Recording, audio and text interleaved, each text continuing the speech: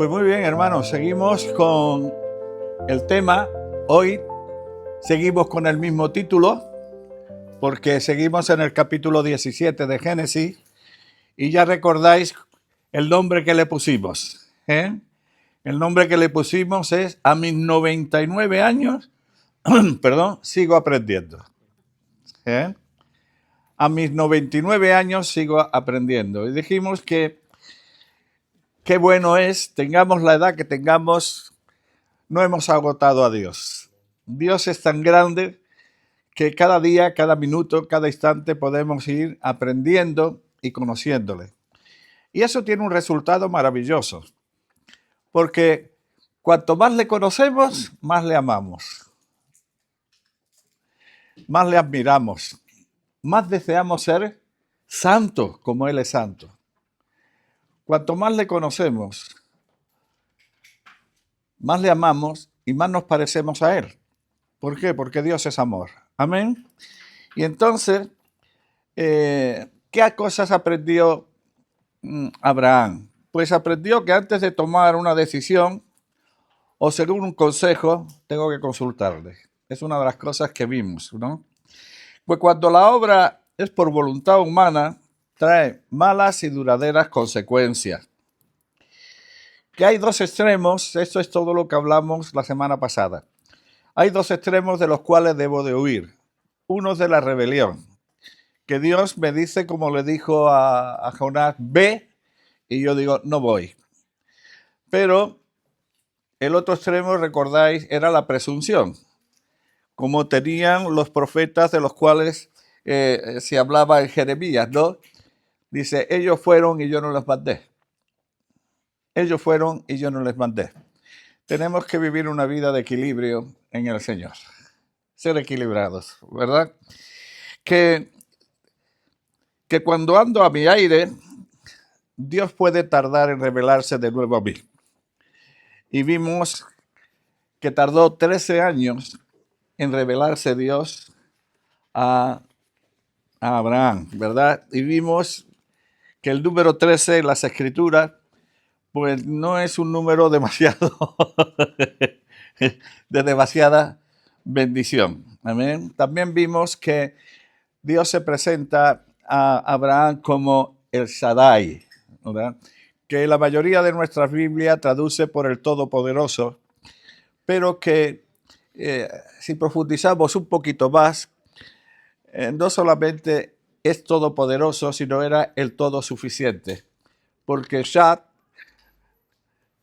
venía de ubre, del pecho de la mujer que alimenta al niño, ¿verdad? Y entonces, ¿qué era lo que pretendía Dios? Pues mira, Abraham, anda delante de mí y sé perfecto. Ahora, ¿cómo puede ser perfecto Abraham? Solamente de una forma. Si se ve débil, si se ve insuficiente y está siempre enganchado a su Dios, que le alimenta, y vimos cómo en el alimento de la madre va todo lo que el niño necesita, hasta las vacunas. Hasta las vacunas, para que no se enferme, ¿verdad? Pues así nuestro Dios quiere que estemos enganchados a Él día a día, diariamente, para tomar de Él mismo, de lo que Él es y de sus riquezas, ¿verdad? Que Dios, y ahora está ya, entramos hoy, pero entraremos después de leer en el capítulo 17 algunos versículos. Empezaremos desde el 6. Génesis, capítulo 17, desde el versículo 6. Y ahí encontramos una repetición de las promesas que Dios le hace a Abraham. Y dice, y te multiplicaré en gran manera, y haré naciones de ti, y reyes saldrán de ti. Y estableceré mi pacto entre mí y ti, y tu descendencia después de ti en sus generaciones por pacto perpetuo, para ser tu Dios y el de tu descendencia después de ti. y te daré a ti y a tus descendencias después de ti la tierra en que moras, toda la tierra de Canaán en heredad perpetua, y seré el Dios de ellos. Dijo de nuevo Dios a Abraham, en cuanto a ti, guardarás mi pacto, tú y tu descendencia después de ti por sus generaciones. Este es mi pacto que guardaréis entre mí y vosotros y tu descendencia después de ti. Será circuncidado todo varón de entre vosotros. Circuncidaréis pues la carne de vuestro prepucio, y será por señal del pacto entre mí y vosotros. Y de edad de 8 días serán circuncidados todo varón entre vosotros por vuestras generaciones, el nacido en casa y el comprado por dinero, a cualquier extranjero que no fuere de tu simiente, linaje o esperma. Es lo mismo. Debe ser circuncidado el nacido en tu casa y el comprado por tu dinero, y estará mi pacto en vuestra carne por pacto perpetuo. Y el varón incircunciso, el que no hubiere circuncidado la carne de su prepucio, aquella persona será cortada de su pueblo. Ha violado mi pacto. Dijo también Dios a Abraham, a Sarai tu mujer no la llamarás Sarai, mas Sara será su nombre. Y la bendeciré, y también te daré de ella hijo. Sí, la bendeciré. Y vendrá a ser madre de naciones. Reyes de pueblos vendrán de ella. Entonces Abraham se postró sobre su rostro y se rió. Y dijo en su corazón, a hombre de 100 años ha de nacer hijo. Y Sara, ya de 90 años, ha de concebir. Y dijo Abraham a Dios, ojalá Ismael viva delante de ti. Respondió Dios, ciertamente Sara tu mujer te dará a luz un hijo y llamará su nombre Isaac. Y confirmaré mi pacto con él como pacto perpetuo para sus descendientes después de él. Amén. Pues aquí dejamos la lectura de la palabra y vamos a seguir viendo qué cosa a sus 99 años estaba aprendiendo Abraham. ¿Qué cosas? Pues otra de las cosas que Dios aprendió, que Abraham, aprendió, es que Dios es un Dios de pactos, de promesas y realidades. Voy a repetir. Dios es un Dios de pactos, de promesas y de realidades. Las promesas son promesas, amén, que Dios hace. Y las realidades son cuando aquellas promesas se han cumplido. Yo creo que esto es claro, ¿verdad que sí? Por ejemplo, en Isaías 7:14 dice, y he aquí una virgen concebirá y dará a luz un hijo y llamará su nombre Emmanuel. Ahí está la promesa. Ahí está la promesa. Pero nos vamos a Mateo capítulo 1 a partir del versículo 23 y vemos que María se halló que había concebido, era virgen y había concebido del Espíritu Santo. José pensó, como era justo, pensó dejarla, porque esto es raro, ¿eh? Una mujer se queda embarazada sin conocer varón, es raro. Es muy raro, ¿verdad? Pero la pena por eso era grande, ¿eh? La pena por eso, y no quería difamarla o infamarla, ¿y qué? Piensa dejarla. Pero ¿qué le dice en sueño el Señor a través de un ángel, ¿no? Que lo que de ella es del Espíritu Santo.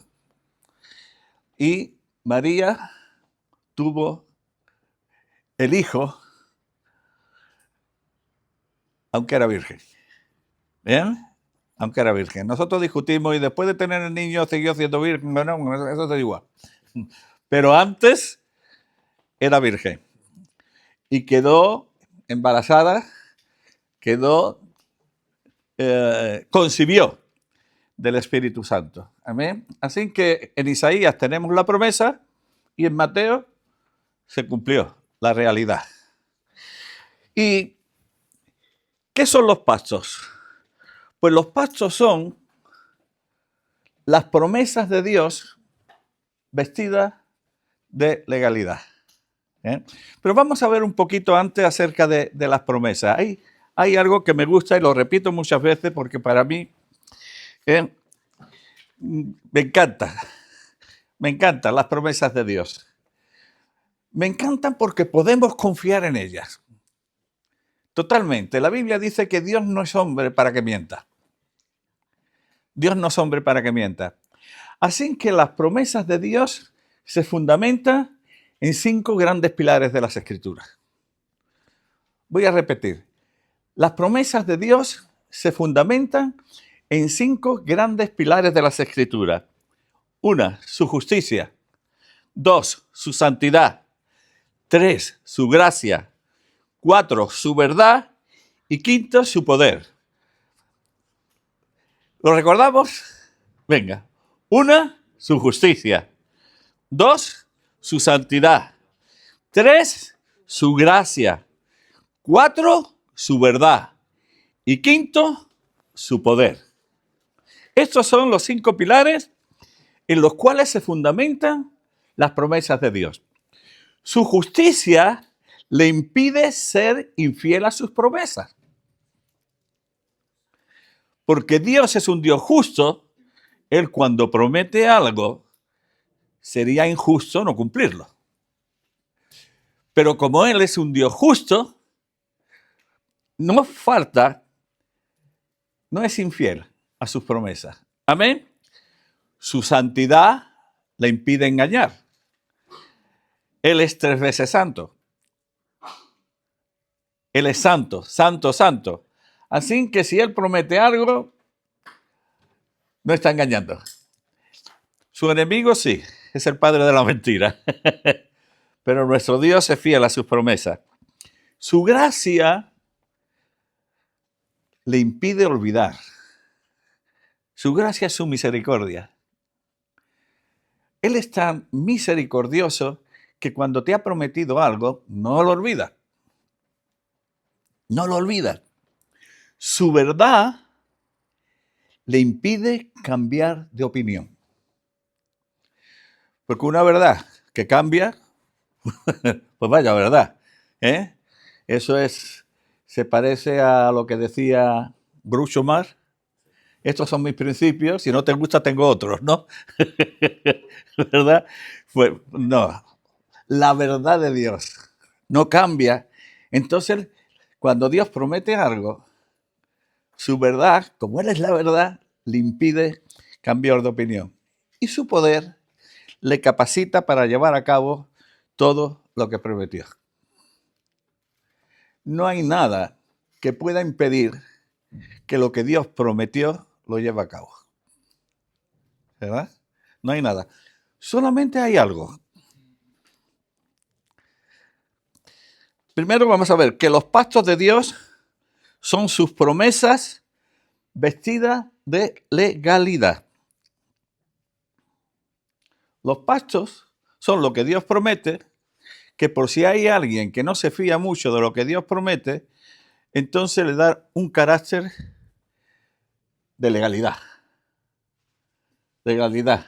O sea, es al notario. Vamos al notario y encima firmamos esto con sangre. La justicia es Dios mismo en cuanto a rectitud y honestidad. Todo lo que Dios hace, lo hace de acuerdo a su naturaleza. Él es justo. Dentro de su justicia legal.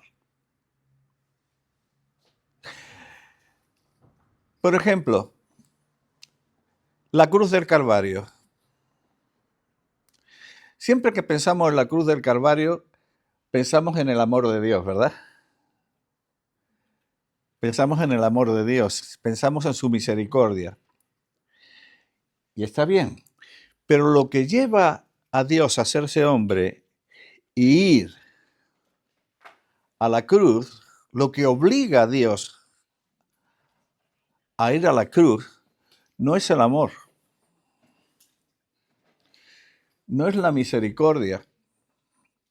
Fijaos bien, es la justicia. Dios no puede hacer las cosas de cualquier manera. Nuestro Dios no es un Papá Noel bueno, bondadoso, que cuando pecamos, Él dice, bueno, pero no pasa nada, esto no tiene importancia. Dios no es así. Dios no es así. Él es un juez justo. Me encanta lo que dice, creo que Primera de Juan, capítulo 1, el versículo creo que el 9. Dice, y si confesamos nuestros pecados, Él es fiel y misericordioso, justo. Él es fiel y misericordioso, y justo para perdonar nuestros pecados. O sea, el acto de perdonar nuestros pecados es un acto de justicia. Fijaos bien, la justicia de Dios es tan perfecta y su obra, la obra de Dios, es tan perfecta en la cruz del Calvario, tan perfectamente justa, que aquellos que hemos sido justificados por la fe y limpiados por su sangre, Dios no puede echarnos nada en cara.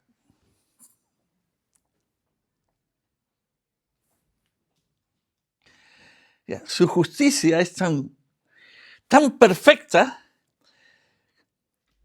que nos ha hecho perfectos. Nos ha imputado su justicia. Por eso el apóstol Pablo se atreve a decir que el que no cometió pecado, por nosotros fue hecho pecado, para que nosotros fuésemos hechos, fijaos bien, hechos, justicia de Dios en él. No solo para que andemos justamente, sino, lo voy a decir a lo bestia, Él se hizo lo que nosotros éramos para que nosotros fuésemos lo que Él es. Justo. Por eso yo he preguntado más de una vez, ¿en dónde te sientes tú más seguro? ¿En que Dios te ama o en que Dios es justo? Nosotros casi siempre decimos, ¿en que Dios me ama? Pues fíjate bien, todos los que están en el infierno, Dios los ama.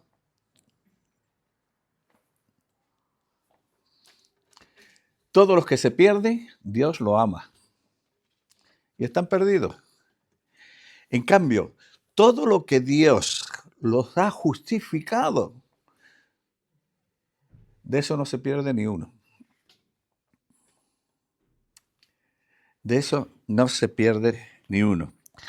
Así que los pactos de Dios son aquellos que están vestidos, digamos, de legalidad. Otra cosa que también aprendió Abraham y nosotros necesitamos aprender, que en los pactos Dios revela su propósito. Cuando Dios hace un pacto contigo, te explica por qué lo hace y te explica por qué es lo que quiere, qué es lo que desea, aun si ese pacto es condicional, qué es lo que pide de ti. Que los pactos nos dan seguridad. Nos dan seguridad. ¿Eh? Luego vamos a llegar que los pactos tienen sus señales. Pero me voy a adelantar un poquito. ¿Os acordáis cuál era la señal del pacto que Dios hizo con Noé? ¿Os acordáis? El arco iris. ¿Os imagináis después del diluvio un día de tormenta? ¿Eh? ¿Cómo estarían los hijos, los nietos y los descendientes de Noé? Temblando. temblando, rayos y tormenta temblando. Vamos a ver, que viene otro diluvio, pero de pronto aparece el arco iris. Ah, Dios ha prometido que no va a destruir más la tierra con agua. Eso que les daba, confianza y seguridad, ¿verdad? Que los pastos aumentan nuestra fe. Cuando vemos que Dios cumple sus promesas, ¿qué ocurre? Por ejemplo, cuando dice, buscad y hallaréis. ¿Qué pasa cuando estás buscando y haya lo que estás buscando? Pedid y se os dará.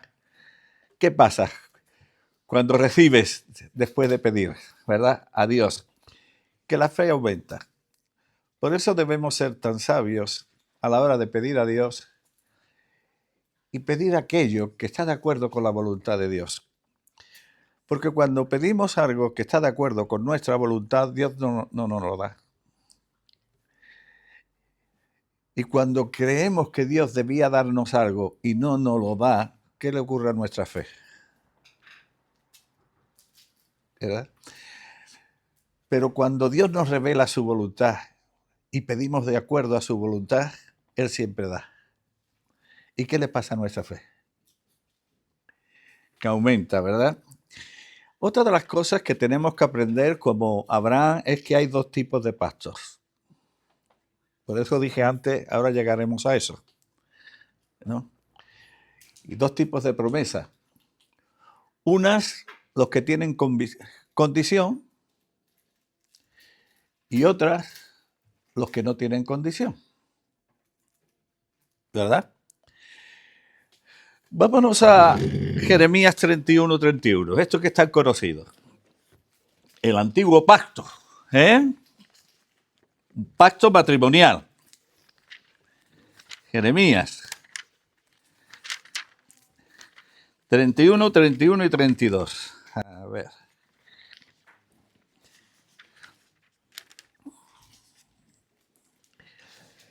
Dice así la palabra: He aquí vienen días, dice Jehová, en los cuales haré nuevo pacto con la casa de Israel y con la casa de Judá.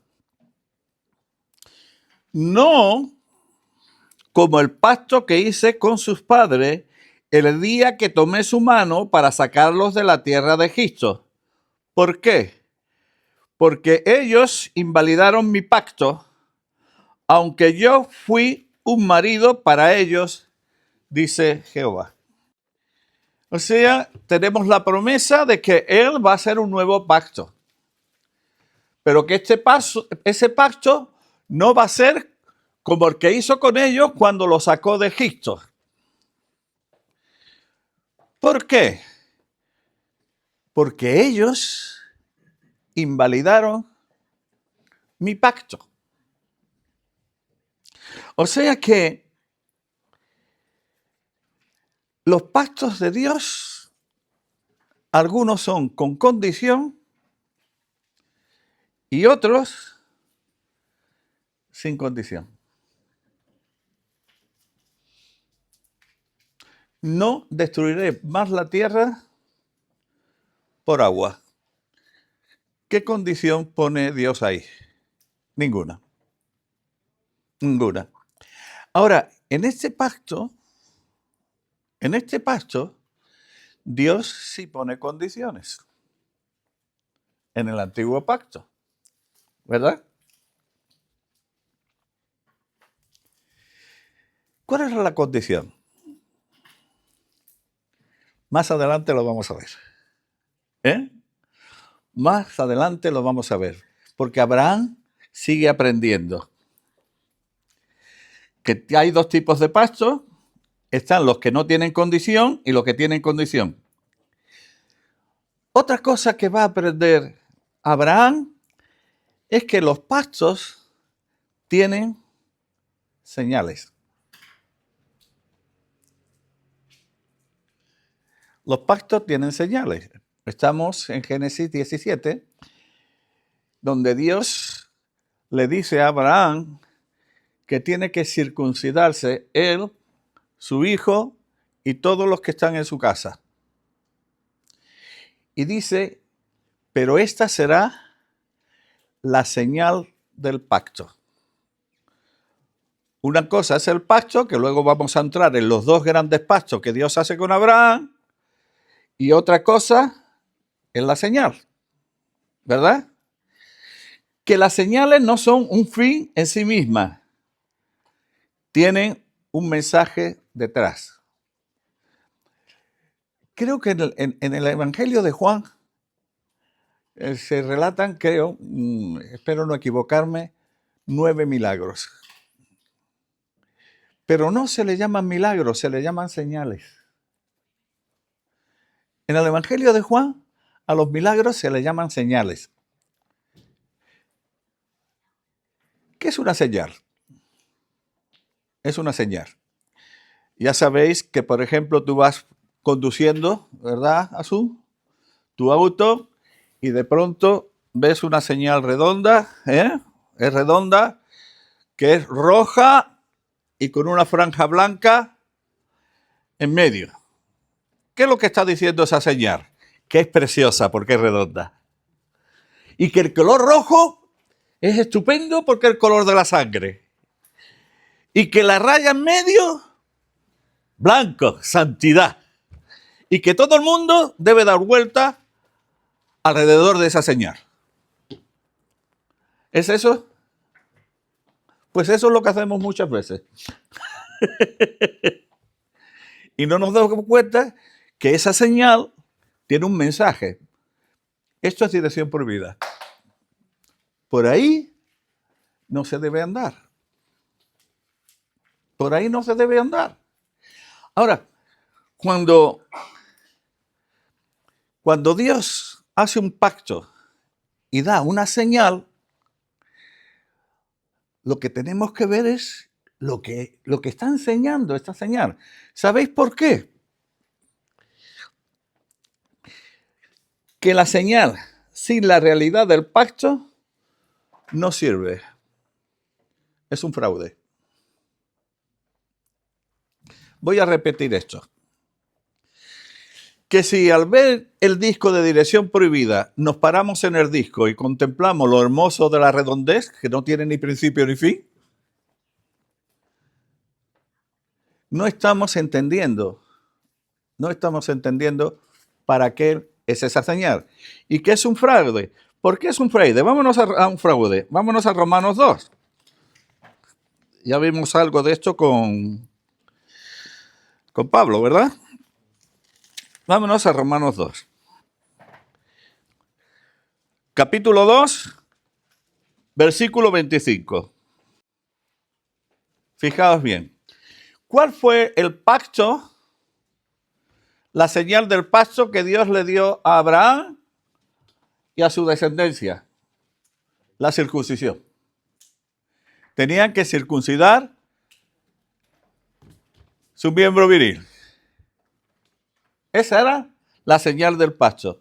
Y ahora mira lo que dice Pablo escribiendo a los romanos. Pues en verdad la circuncisión aprovecha si guardas la ley. Pero si eres transgresor de la ley, tu circuncisión viene a ser incircuncisión. Si pues el incircunciso guardare las ordenanzas de la ley, ¿no será tenida su incircuncisión como circuncisión? Y el que físicamente es incircunciso, pero guarda perfectamente la ley, te condenará a ti, que con la letra de la ley y con la circuncisión eres transgresor de la ley. Pues no es judío el que lo es exteriormente, ni es la circuncisión la que se hace exteriormente en la carne, sino que es judío el que lo es en lo interior. Y la circuncisión es la del corazón, en espíritu, no en letra, la alabanza la cual no viene de los hombres, sino de Dios. La señal, sin la realidad, es un fraude. Por tanto, sigue diciendo el apóstol Pablo, desechar la señal. ¿Dice eso? Vamos a seguir leyendo. ¿Qué ventaja pues tiene el judío o de qué aprovechará la circuncisión? Mucho, de todas maneras. No vamos a desechar la señal, ¿eh? No estoy diciendo eso.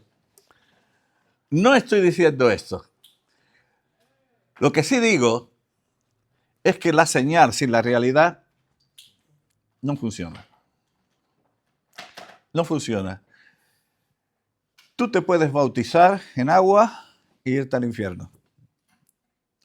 Tú puedes participar de la mesa del Señor todos los sábados y si no tienes la realidad, si no has recibido lo que eso significa, no te sirve. Ahora, ¿desechamos el bautismo? No.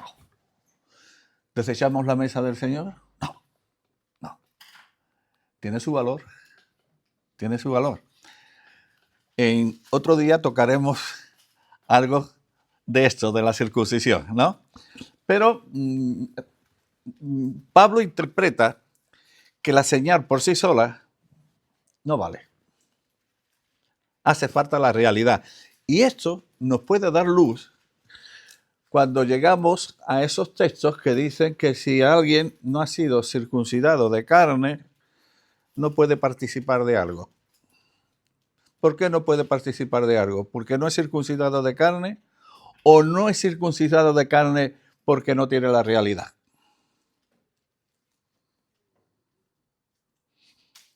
¿Me explico? ¿Es por no estar circuncidado de carne aunque tenga la realidad que no puede participar de Pesa, de Pascua? ¿Y si de pares y levadura? ¿Y si de primicia? ¿Y si y de todo lo demás, pero de Pascua no? ¿O no será porque Pascua es el principio de todo lo demás y si no tienes la señal es que quizás porque no tienes la realidad? ¿Esto nos puede servir un poquito para eso? ¿Nos puede servir un poquito para esto? Que la función de la señal es recordarnos el pacto en el cual vivimos. Gloria a Dios. Gloria a Dios. Eso lo tenía que aprender Abraham y también nosotros. Bien, hermanos, ¿vamos bien de tiempo? Ahora, los dos grandes pactos de Dios con Abraham. Primero, el pacto de la tierra. Lo tenemos en Génesis, capítulo 13, versículo 15, versículo 17. En Génesis 15, versículo 7, 18 y 21. Y también lo tenemos en los Hechos de los Apóstoles, capítulo 7, versículo 5. Vamos a leer ese texto, pero todos más o menos vienen a decir igual, ¿no? Vienen a decir igual. Dios ha hecho un pacto de tierra con Abraham. Y no le dio, dice 7:5 de los Hechos, herencia en ella, ni aún para sentar un pie. Pero le prometió que se la daría en posesión y a su descendencia después de él, cuando él aún no tenía hijos.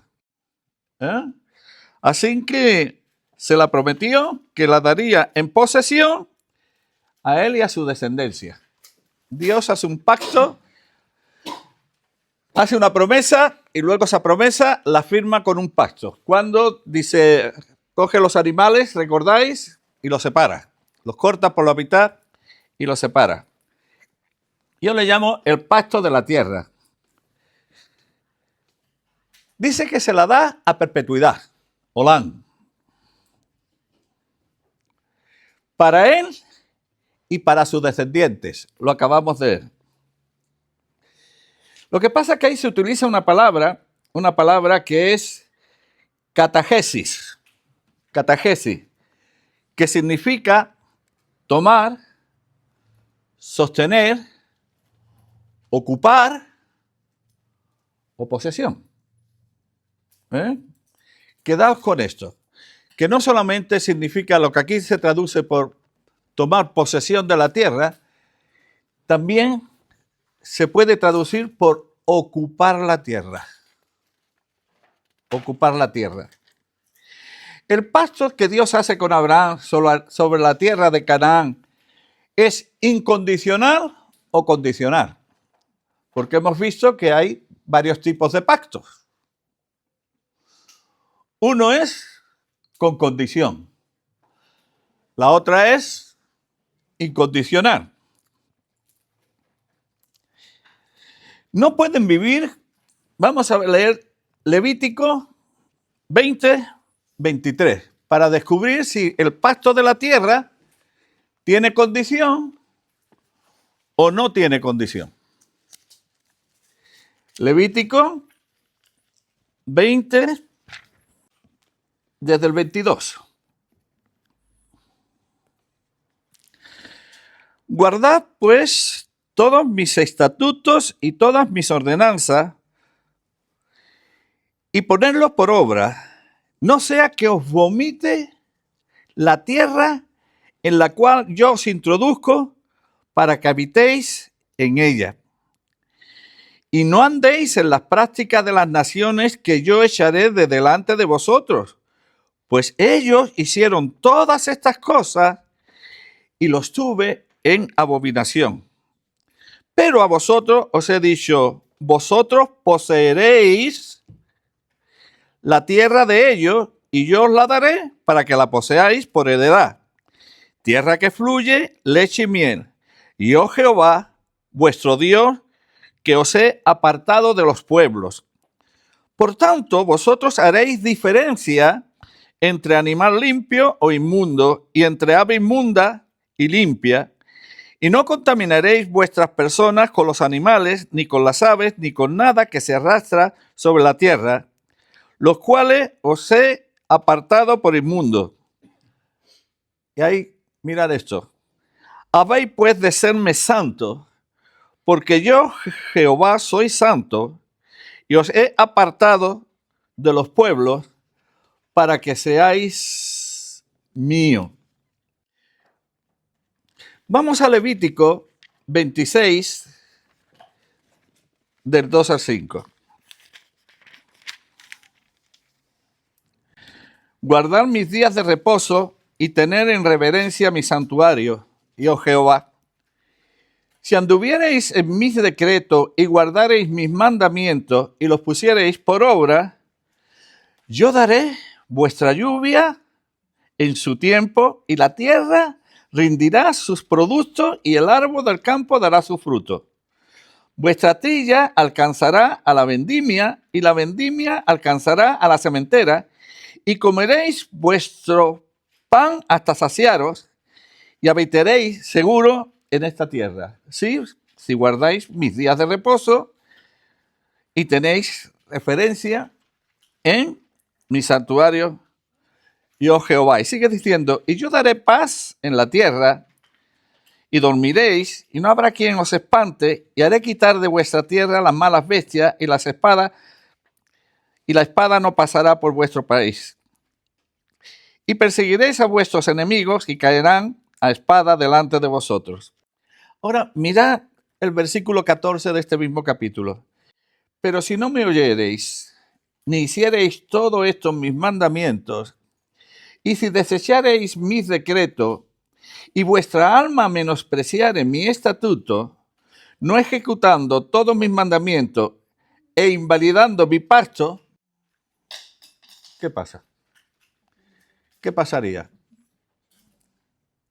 Es verdad que Dios le da la tierra a este pueblo, pero hay una condición. La condición es que ellos tienen que santificar esa tierra. Ellos van a hacer luz a las naciones. Ellos van a hacer luz a las naciones.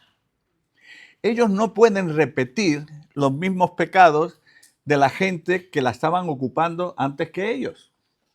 Y dice el Señor, por lo cual yo los he echado de delante de vosotros. Ahora sí os doy esta tierra para que la ocupéis, porque de Jehová es el mundo y todo lo que en él habita. La tierra, hermanos, esto de la tierra nuestra es un poco raro. Es un poco raro. Me estoy acordando ahora de una película, Cocodrilo Dandy. ¿Eh? No, no son los 10 mandamientos. Pero, pero ¿sabéis por qué me estoy acordando? Porque hay una imagen donde hay una roca grandísima y muy bonita. Y entonces alguien le pregunta no sé si a Cocodrilo Dandy o a uno que era un indígena de allí. Coge y le pregunta y le dice, ¿y esa roca de quién es? Y Cocodrilo Dandy se queda mirando. Dice, esa roca tiene más de 600.000 años o 6 millones de años. Y una persona que vive 30, 50 años va a ser dueño de eso. Va a ser dueño de eso. ¿Verdad? Cuando Dios nos da, le da la tierra para que la ocupen. Para que lo ocupen. Y además le pone la condición. Tenéis que santificar esa tierra. Tenéis que hacer de esta tierra mi reino. Tenéis que hacer de esta tierra mi reino. Porque si no hacéis de esta tierra mi reino, ¿qué es lo que va a pasar? ¿Qué es lo que pasó? Perdieron la tierra. Fueron esparcidos. Fueron esparcidos por todo el mundo. La perdieron porque no cumplieron. No cumplieron con la condición del pacto. Ahora, hermano, la voluntad de Dios es que esta tierra vuelva a ser ocupada por su pueblo. Por tanto, Dios nos está dando tanques, cañones, aviones supersónicos para coger a todos los que están allí, quitarlos de en medio, y como la tierra se nos ha dado a nosotros para ser habitada, esa es la fórmula de Dios.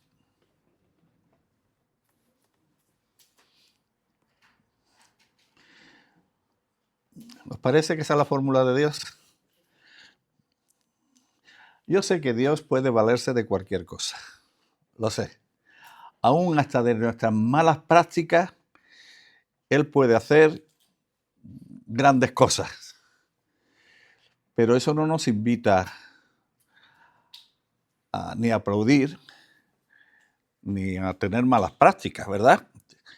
Pablo lo dice así en Romanos capítulo 6, ¿no? Donde abundó el pecado, ¿qué pasó? Sobreabundó la gracia. Entonces, ¿pecaremos para que la gracia abunde? En ninguna manera. En ninguna manera. Esa tierra será ocupada por el pueblo de Dios, pero de la forma en que Dios dice. La forma en que Dios espera de nosotros. Hermanos, yo voy a estar en esa tierra, pero no voy a ir con una pistola. No voy a ir con una pistola. Yo sé, no tenemos tiempo para meternos en este berenjenal, ¿no?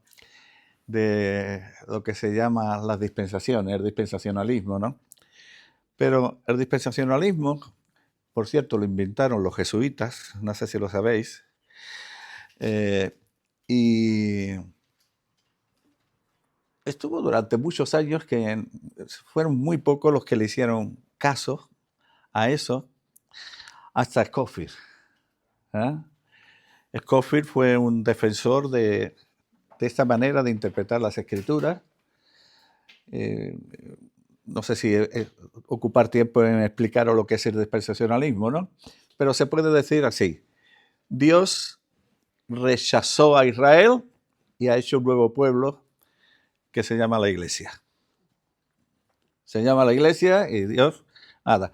Y Dios volverá a tratar con su pueblo Israel cuando la Iglesia se vaya de aquí, ¿verdad? Cuando el arrebatamiento. Eso es más o menos el meollo de la cuestión. Y para esto hay unos textos de Romanos, capítulo 11 de Romanos, ¿verdad? Ahí está hablando, el apóstol Pablo está hablando de el trato de Dios con su pueblo, digamos, con la descendencia de Abraham. ¿Cómo está tratando Dios con su pueblo, no? Ahí el apóstol Pablo ha dicho de que hay un olivo, que el olivo es Israel, de que de ese olivo ha habido muchas ramas desgajadas, que nosotros, aunque pertenecemos al olivo silvestre, nosotros estábamos en el olivo silvestre, pero hemos sido trasladados y metidos entre, no en lugar de, sino entre las ramas. Y el apóstol Pablo está diciendo, pero mira, tú eres gentil, has sido metido ahí en Israel, has sido metido en Israel, pero no tengas soberbia de esto, no tengas soberbia, porque ni presumas delante de aquellos que sí eran el olivo original, no presumas delante de ellos, porque si tú, siendo silvestre, has sido injertado dentro, mucho más los que fueron desgajados, fijaos bien, los que fueron desgajados son Israel, aunque fueran judíos, mucho más los que fueron desgajados, pues volverán a su sitio, ¿verdad? Y entonces el texto que se ha malinterpretado para mí es, voy a leer dos textos, versículo 25 y 26. Porque no quiero, hermanos, que ignoréis este misterio, para que no seáis arrogantes en cuanto a vosotros mismos, que ha acontecido a Israel, endurecimiento en parte, hasta que haya entrado la plenitud de los gentiles. Y luego por esta forma de esta traducción dice, y luego todo Israel será salvo, como está escrito, vendrá de Sion el libertador, que apartará de Jacob la impiedad. Y este será mi pacto con ellos cuando yo quite sus pecados, ¿verdad? Cuando dice, y luego todo Israel será salvo. Entonces, los dispensacionalistas hacen una diferencia entre el trato que Dios va a tener con Israel cuando la iglesia ya no esté aquí. Y este es un texto que pesa mucho para ellos. Pero en realidad he mirado lo que dicen algunos expertos en griego y fijaos bien cómo viene el texto. Y de esta forma, todo Israel será salvo. ¿De qué forma? Donde el olivo está compuesto de gentiles y de judíos. Gentiles que pertenecíamos al olivo silvestre y judíos que habían sido desgajados. ¿Por qué? Lo dice Moisés. Dice, Jehová Dios os dará otro profeta como yo. Y aquel que no oiga a este profeta será apartado del pueblo, será desgajado. ¿Quién era ese otro profeta? Jesús. ¿Y qué ha pasado con aquellos judíos que no han hecho caso a su Mesías, a Jesús? ¿Qué ha pasado? Han sido desgajados. Pero ¿qué pasará qué pasa con el judío que encuentra en Jesús su Mesías y le acepta y le recibe, que es injertado así de nuevo en el olivo? Y de esta forma, o de este modo, o de esta manera, se puede interpretar así. Todo Israel será salvo. ¿A quién se refiere cuando que todo Israel va a ser salvo? ¿Solamente aquellos que son de sangre judía cuando la iglesia no está aquí? ¿O según el contexto, a todos los que estamos en el olivo.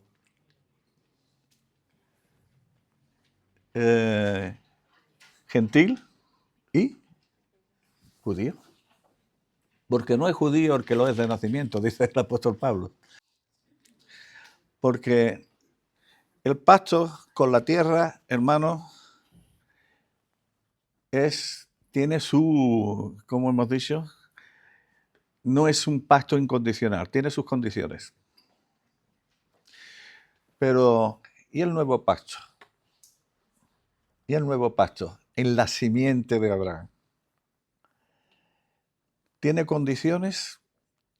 En el antiguo pacto dice, vosotros invalidasteis mi pacto. Es un pacto hecho con el hombre que lo puede invalidar.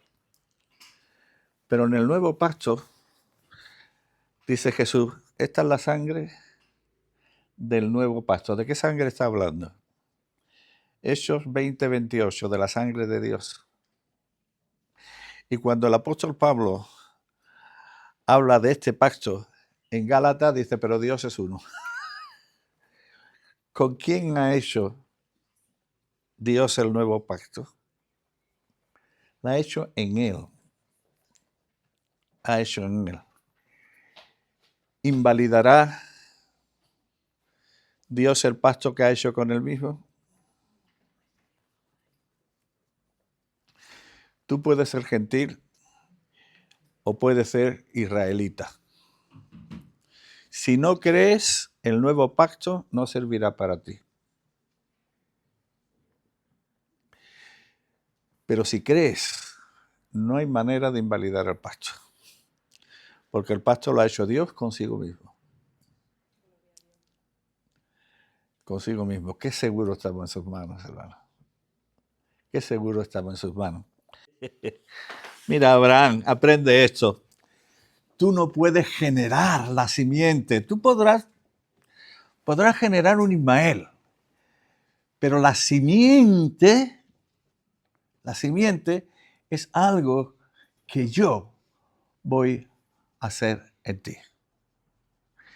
La simiente es algo que sale de mí. El apóstol Pablo en el capítulo 4 de Gálatas dice, y la simiente es Cristo. Y cuando aprendas esto, vas a darte cuenta de algo. ¿Cuántas letras tiene el tetragramatón? ¿Cuántas letras tiene? A ver, lo tengo apuntadito y todo. El tetragramatón. Tiene 4, ¿verdad? No es la J de Jehová, porque entonces no existía la J. La J tiene unos 600 años, ¿verdad? Es la I, la G y la VA. Y la G. Bien. La I significa el poder creativo de Dios y el inicio de la vida. ¿De quién te habla esto? Nosotros discutimos acerca de la Trinidad, ¿no? Pero yo digo, hermanos, que lo que llamamos Trinidad o el Dios triuno es la forma en que Dios tiene de revelarse a nosotros. Y además, esa revelación es para nuestro disfrute, no es para que la entendamos. Me explico. ¿Quién de vosotros, qué persona hay que pueda entender que Dios sea uno y sea el Padre, sea el Hijo y sea el Espíritu Santo? A ver, ¿qué mente es capaz de no existe esa mente. Ahora, ¿qué corazón, qué persona puede disfrutar eso? Todo el mundo. Todo el mundo. Así que lo que llamamos Trinidad o el Dios triuno es cómo se revela Dios para nuestra experiencia. Nuestra experiencia.